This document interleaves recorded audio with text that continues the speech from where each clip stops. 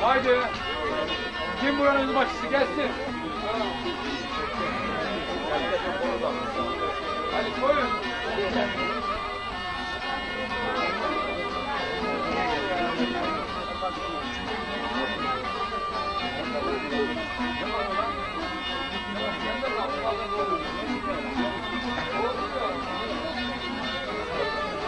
Tamam.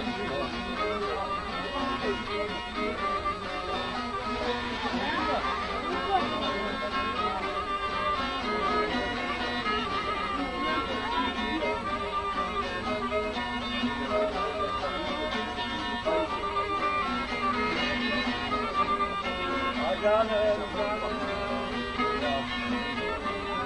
ölüm canım, ölüm canım, yoluna can, gelsin madem, onların oynar, söylüyor Muhammed. Gel söyleyeceğim.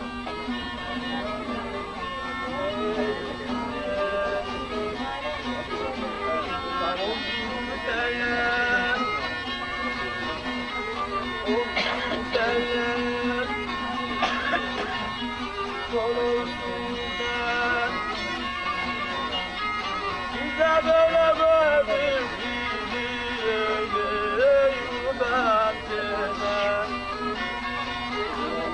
Yardımcımı dostum, o Şah-ı Merdan, Hacanım canım, eylesin eylesin,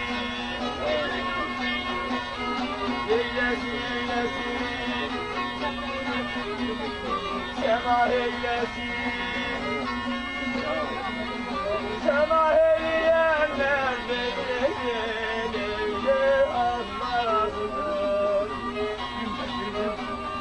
Sana eylemler ahın nasibim aptal bir canım en nefesidir gel gel Muhammed Salim Hadi Muhammed dünyada mahir Allah Allah'ın civarına dolduruyorlar ha. Ben de dedim Hasan Şerif Köyden bana yalan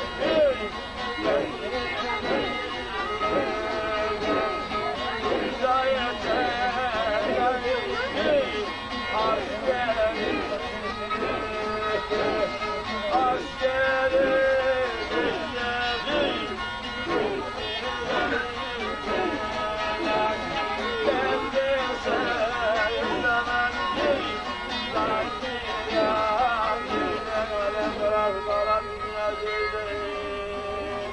Allah Allah